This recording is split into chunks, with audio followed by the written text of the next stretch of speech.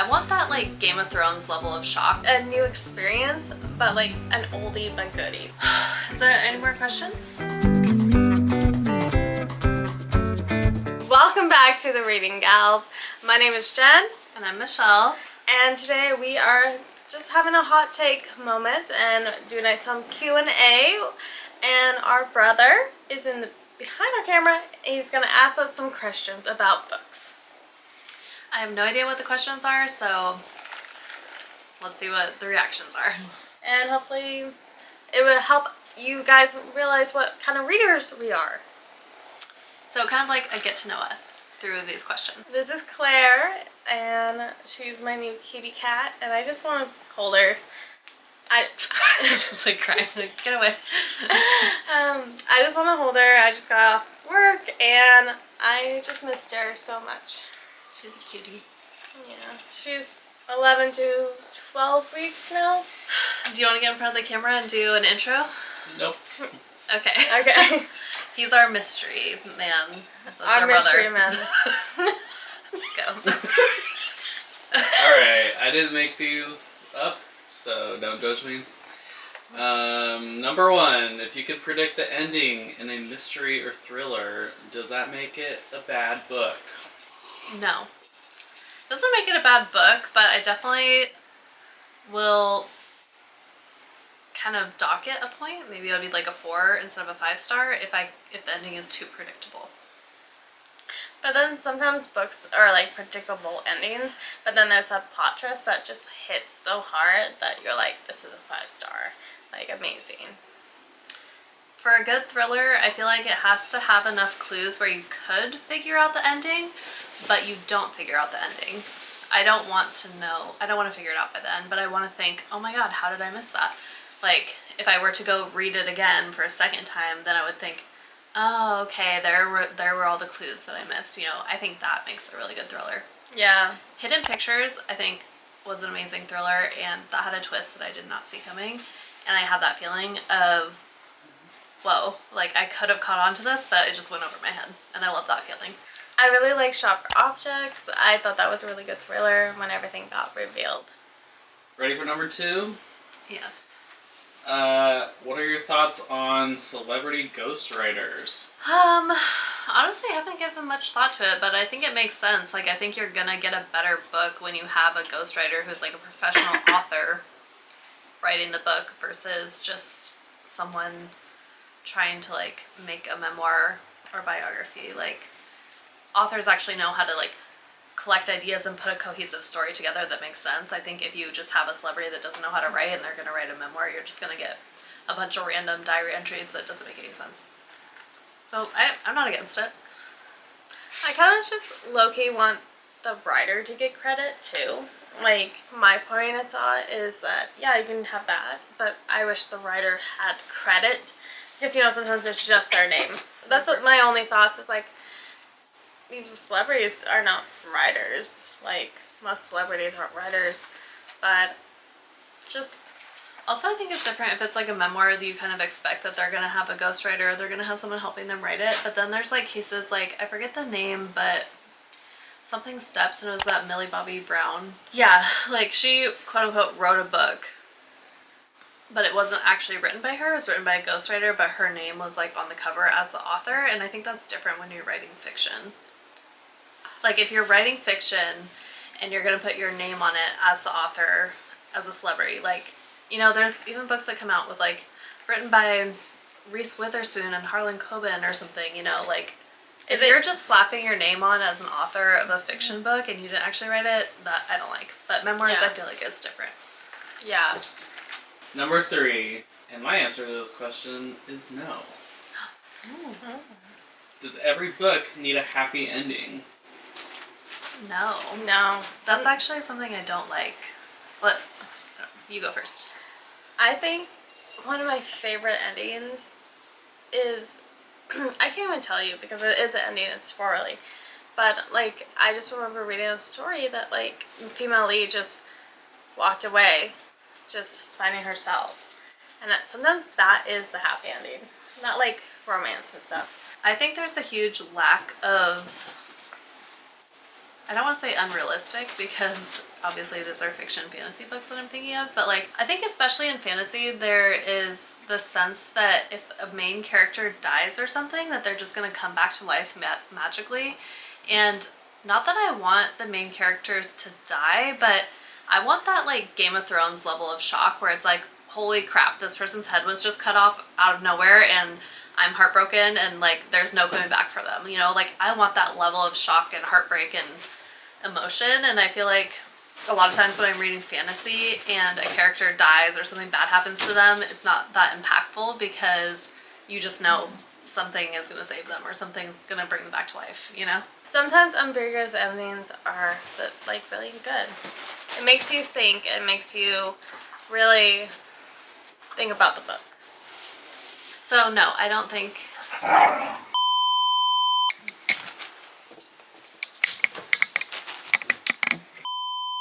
So no, I don't think it always gets a happy ending.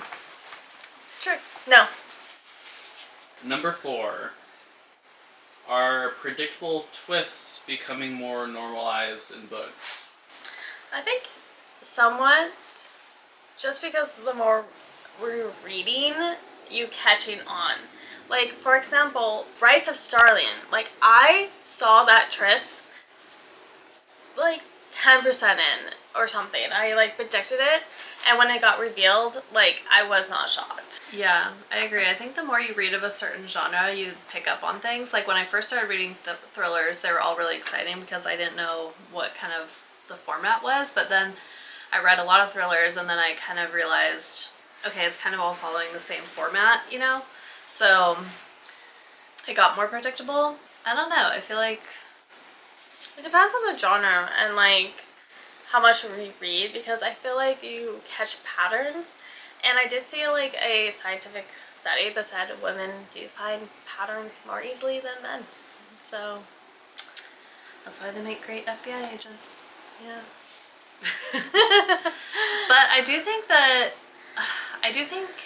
I've been reading more fantasy lately, and I do think there's a lot of forced twists that people do for shock value, authors do for shock value, that definitely feels forced when you're reading it. I agree with that. Like, especially when they're a new author too, they're like probably still getting their hook on, so you catch the twists early on. If you're an experienced reader, like we're starting to be more experienced. But like again, like some people didn't see the twist in the Rites of Starling, and I saw it. Like I haven't read it yet. I really like that series. I'm gonna continue it. Alright, number 5 is a classic literary question. Ooh. Can you judge a book by its cover? I do. I do judge books by its cover. Here's a classic book by its cover. Like, I like that cover. I like that cover. Just said like that. I really like this cover too. Like, I actually like this cover. I think you can, like, you can't judge the quality of the book by the cover, but a good cover is certainly going to make me want to buy a book versus not buy a book. So I'll just say that. Yeah, that's true. I have bought books by the cover. Yeah. Number 6. Are audiobooks considered reading? Yes. Yes. Yes. I don't do audiobooks because I have my own voices in my head for the characters, and I've tried, and I just, like, once you have a voice in your head, it's hard. But I know she has done some audiobooks. Definitely a different format. Like, I still think, obviously, learning how to read the written word is obviously important and valuable and kind of like a different skill set than listening, but I definitely still count my audiobooks as read books. Number 7. What is an average book rating that you give to the books that you read? I feel like I generally fall in the 4-star range because it's a safe place to be. Like, I think we've gotten too comfortable saying that a 3-star is a bad book, and 3 should be average. 3 should be the standard. Yeah. But I think people, myself included, feel guilty giving 3 stars because it's considered like a lower rating. When 3 stars should just be the standard. Like, I like this book, like, wasn't amazing, wasn't bad, like I don't regret reading it, I didn't feel like I wasted my time, but 3 stars is average, and I should start rating books 3 stars more because a lot of the books I've read are average, and 4 stars should be like a step up from that, and then 5 stars should be, oh my god, this book changed my life or something, you know? So I feel like I generally give 4 because I'm trying to be nice, but I should give more 3s. I think I give a lot of 4s. Like, I was just looking at my average rating recently for the quarter 2, and it was all like 4s. But I can justify the 4s. They were impressive. They're more than average, but they weren't 5s. So, definitely 4 stars. But also, I think, like, we are, like, going toward genres and, like, reading that we want to read and what we expect to read. And I think there's like kind of pressure sometimes, like if you're reading a book that's really popular, you kind of feel like pressure to give it like more rating, like a higher rating sometimes. Oh, and the biggest pressure is when you're reading like an indie book and you want to give it a 3. Or an arc or something. Yeah, especially an arc. Yeah. I need to start being true. Like, sometimes it's just an average book, and 3 stars is an average book out of a 5. So. And number 8, is the book always better than the movie? No. No. I'm trying to think of an example.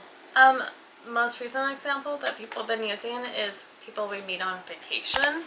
I did like the book, but I think the movie did it really better. Like, and on top of that, One True Loves by Taylor Jenkins Reid, the book is 100% better than the movie. I didn't know there was a movie.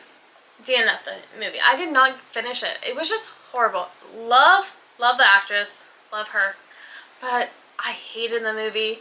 It didn't feel right at all. Oh, I love the male actor too, by the way.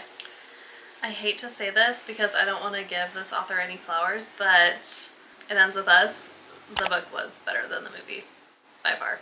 Yeah, honestly, like, I would always I give that 4 stars when I read it because I can justify it. But November 9th, 2 stars. Like, you know the author, you know who we're talking about, so. Number 9, how would you define a classic?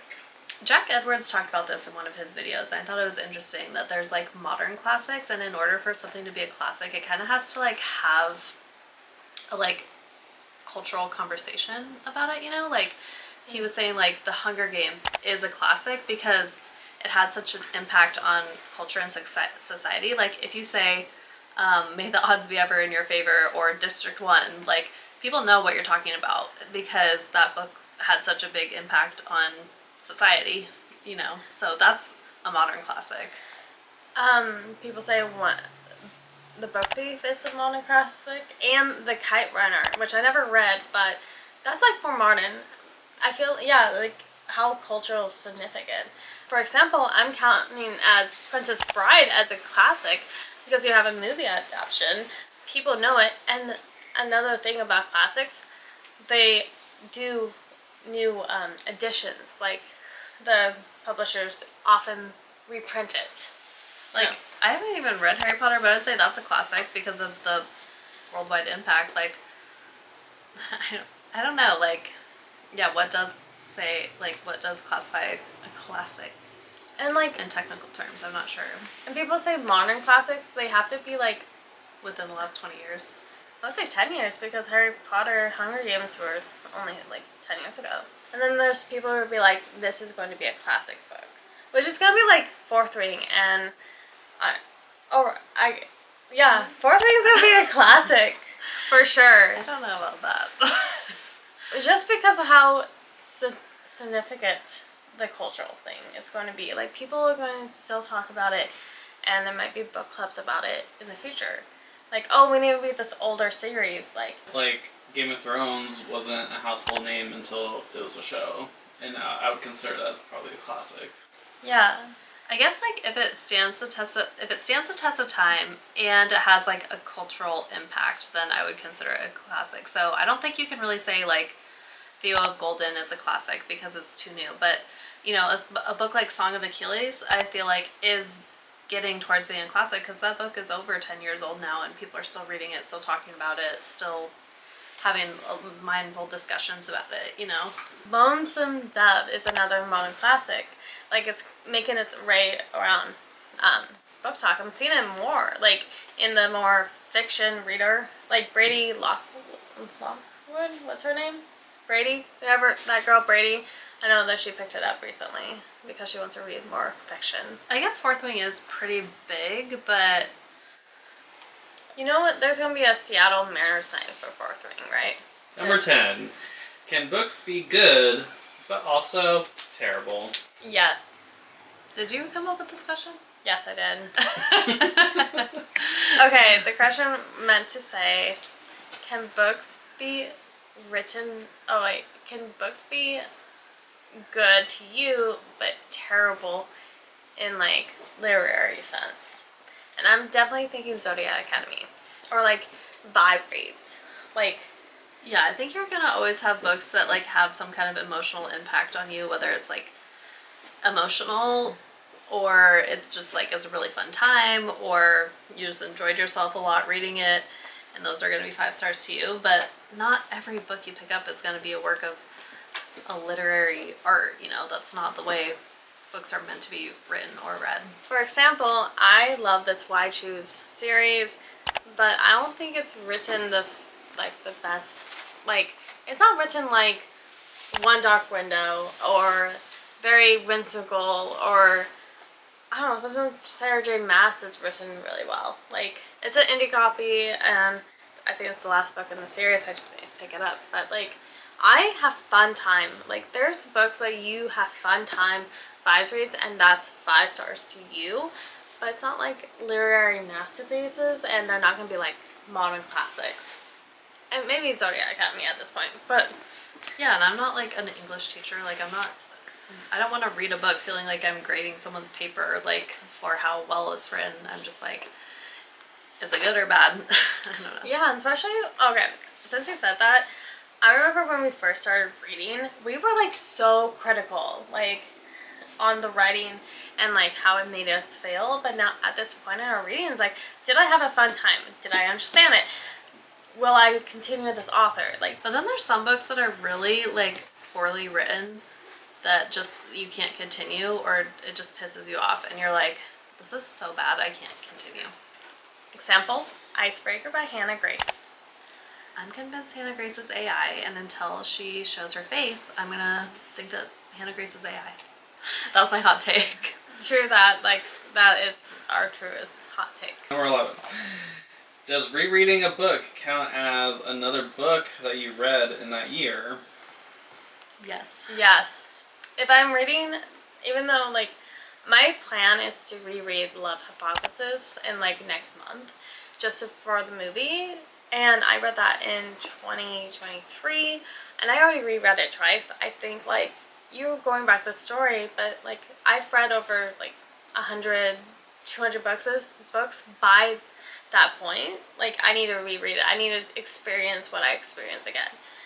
And I think that does count, because it's like rewatching Friends or Desperate Housewives, which we are right now. It's like a new experience, but like an oldie but goodie. Like, I can't really speak to that because I don't reread books, because I feel like I have such a long TBR and I'm a slow reader, so I just have to get through my current books. But if I were to reread a book, which I'm planning on rereading Red Rising so I can start again, yes, I think it should count, because you're still investing your time into reading that book. okay. They're being very distracting. The But pets, cute. the pets are in the room right now with us, and that's why our eyes are keep on moving around. Yeah. Yeah. Make sure they're being cute and not killing each other. Commercial break is brought to you by Cutie. these bitches. Is there any more questions? Number 12 and 13. We got a combo.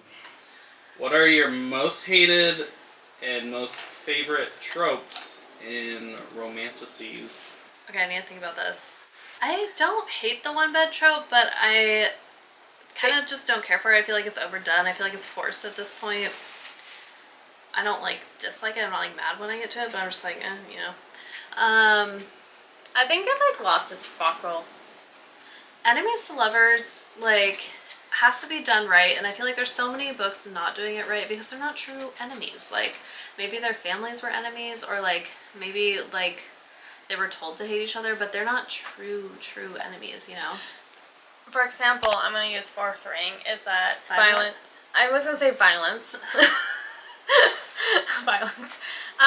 Violet has like really no beef with what's his name? Zayden. But their families are beefing. So it's giving like Romeo and Juliet vibes versus they're true enemies. No, you know what would be enemies to lovers? Like, give me Cersei Lannister falls in love with Jon Snow. That is true enemies to lovers. Spoiler alert. Well, they don't fall. Whatever. Watch the show, okay? It's been out for 10 years. But, like, give me, like, a true enemy. Like, they want to kill each other to lovers. And I feel like that doesn't happen very often. No, Also, I feel like a lot of times rivals to lovers is, like, listed as enemies to lovers and some more rivals. yeah. So, I don't know. I don't dislike it, but I'm not vibing with it because it's not done right. I'm not a huge fan of trials. They have to be done right. Otherwise, I'm bored. I do like bodyguard trope. Oh my god, body trope. Yeah. It's something about like the protector. Like Yeah. he protects her. Also, I really like, I know it sounds really weird, but like the female lead is grew up with nothing and has nothing to lose. So when they're going the trial, they have nothing to lose. And so that's why they're sassy. That's why they're like, you know, just smart asses. Okay, I thought of it. My all-time favorite trope is like childhood. They don't have to be childhood friends, but like they knew each other in childhood and then they come back together later in life and like fall in love.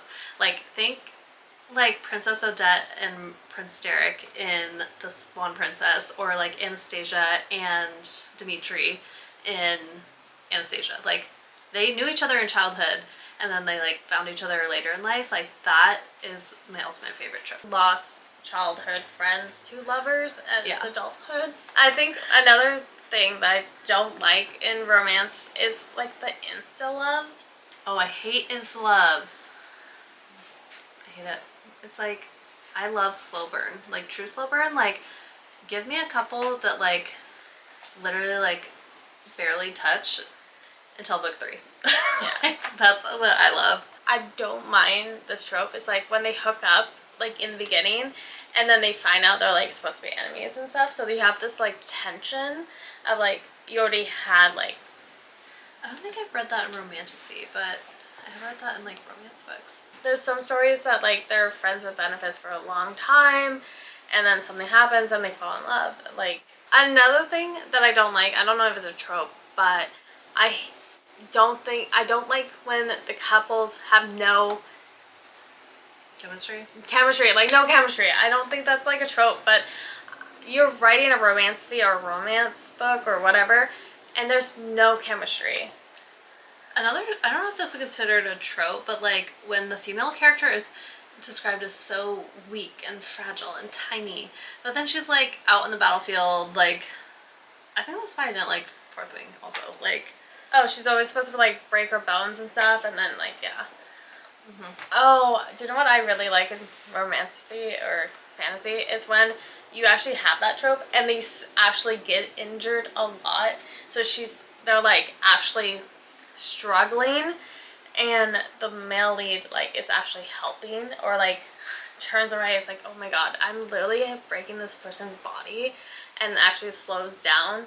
They're like bullying and like actually help them, and then you like have that bond.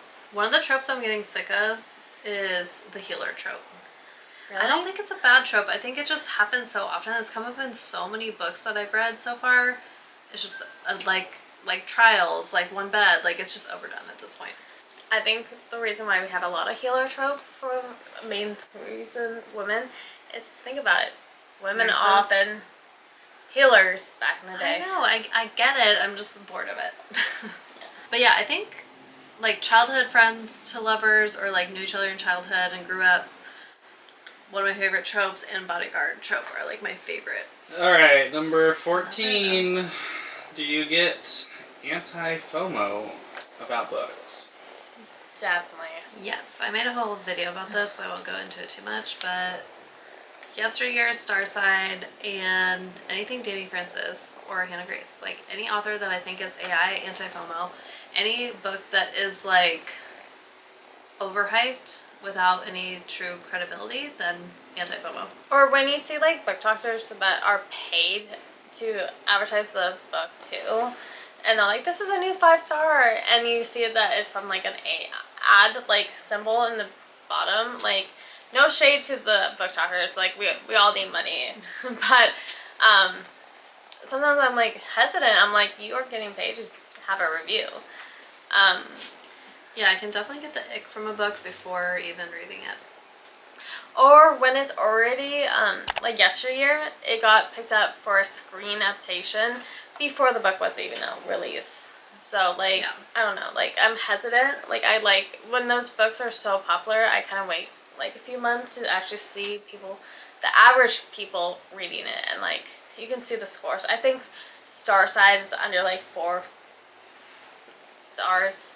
It was really high. But yeah. My cat's licking me. Yeah, we get anti-FOMO about books.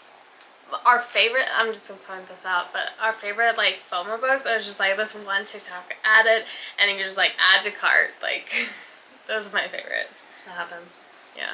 Number 15, which you kind of touched upon earlier. What's your biggest red flag when you are suspecting AI in a book? Like as First? like as a writer. Like, character art as a profile picture? Like, who are you? You mean like the author profile picture? Yeah. I don't know, like, let's just use Icebreaker as an example because I read that book. I read 100 pages of that book. It was the worst thing I ever read. And her name is Hannah Grace. I've literally done research on her. You can't find anything about who she really is. Like, she has a profile and says, oh, she lives with her family. No, I'm convinced this person is AI, and especially when it's like a book that's that popular, it has to be like an industry plant, because do you know how many authors out there are like querying, trying to get their books published, doing their own social media, doing their own promotion for their books, and this person just comes out of nowhere and is instantly popular? I don't know, it's kind of sketchy. Also, Danny Francis, that book was promoted to us as being a New York Times bestselling author, but they're not telling us who the real author is. Don't understand how people are getting signed copies of this book. I'm like, signed by who? Like, they're not even showing their face. It's kind of sketchy. And I don't know. I just think if the author's not showing their face, I'm not saying they have to be on social media, but if they have zero social media presence, zero interviews, zero ways that they're talking about or promoting their book at all, like, especially in this day and age when we are being told by Barnes & Noble that they're going to sell AI books in the bookstore, like, as an author, you have to show your face and say you're human and say that you claim this work and that you wrote this work and that you did not use AI, and I think that's just the day and age that we're living in. So that's what I think. Is that a hot take? I don't know. I love when I see, like, in the indie authors, like, mistakes in their books, like, periods and stuff, because you just know that AI would never miss the periods or misspelling or something. Like, I have some ARC reads, and I've literally sent to publish. I was like, hey, this name is wrong. Like, you put the wrong name in there. Like, I've seen, like, periods missing or, like, the wrong two, and that's totally fine. Like, that happens, but at least it has some proof that, like, because I feel like AI editing, it really, like, is good grammar and stuff. And I don't think M- is a case for AI at all, because, I mean, you read Sarah J. Maas books that were written back in the day before AI, and there's a ton of M-. I think it's just a writing style that people are not used to seeing or using because we're not all English majors writers, you know, or readers. So I know AI uses M- a lot, but I don't think that's like an automatic giveaway for an author. I think also if the story just seems too predictable and too niche. I don't know how to explain that. Like, I'm going to use Lana Ferguson as an example because when you look her up, when she uses her author profile,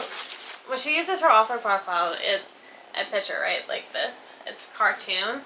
But I've read every single book by her, except for this one because it just came out.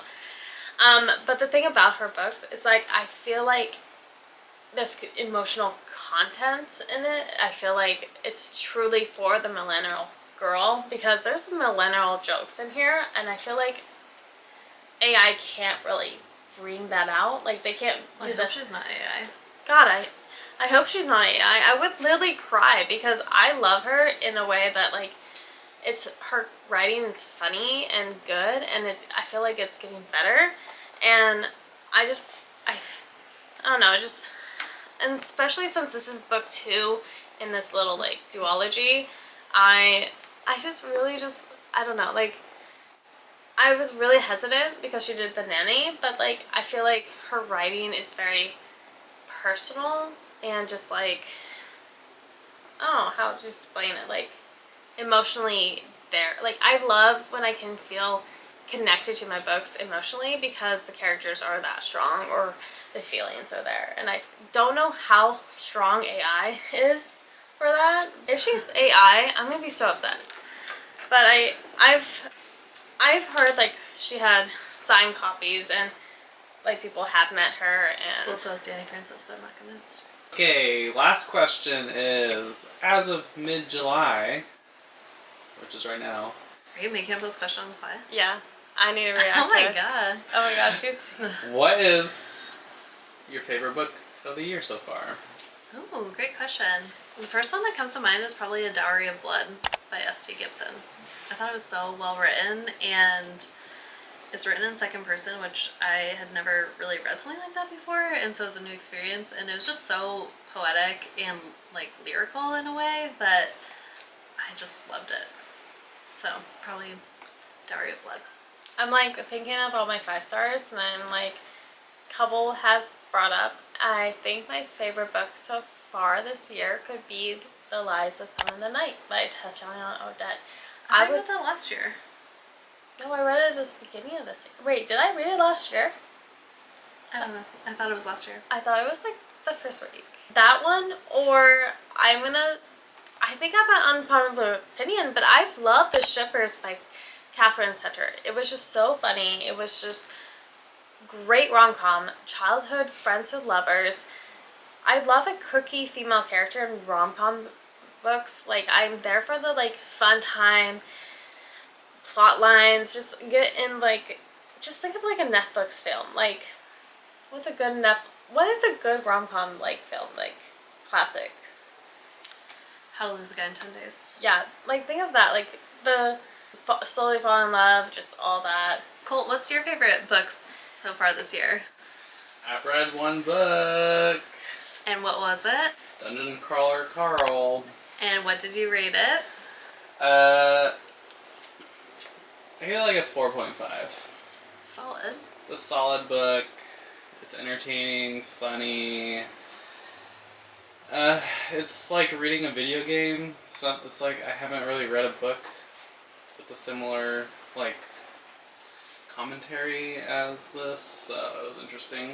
You thought it was funny? Yeah, I'm currently reading the second book. I just started that today. But everyone should read Recursion and Dark Matter by Blake Crouch. Those are the 2 books I read last year. They literally changed my perspective on things. Like, they're like 10 out of 10. Read those damn books. They're short, they're sweet, they're really interesting. They're a little, a little sci-fi, but it's fun. It's a fun mental fuck. I haven't read Recursion, but Dark Matter changed my life. Like, I literally think about that book, like, every time I'm going through something. Yeah, and Recursion is very similar to Dark Matter. It's not, like, the same storyline, but it kind of has a similar theme of, like, time and space, and what makes you who you are it's a great... Well, thank you for listening to our little hot takes, and our little questions. The camera just overheated and just died in the middle of our conversation. But anyway, I really hope you liked our brother. He's amazing. He's a Leo, so he's very like, I don't know, Leo energy. Thank you for watching to the end of the video. Like, subscribe, or comment below, and please comment more questions for us. We would love to like do this part 2. These questions were just really random, 10 minutes before filming. But I hope you enjoy our little blooper section. Thank you for watching. See you next time. It's hot as fuck in here. Okay, we're recording. Fuck it, we'll do it live. It's hot in here. I don't know, let me re-say that because I don't want to spoil anything. Cut that part out. What's the question? Lonesome Dove. Check. I'm on my chair. Summer nights in July. I'm gonna die in this house.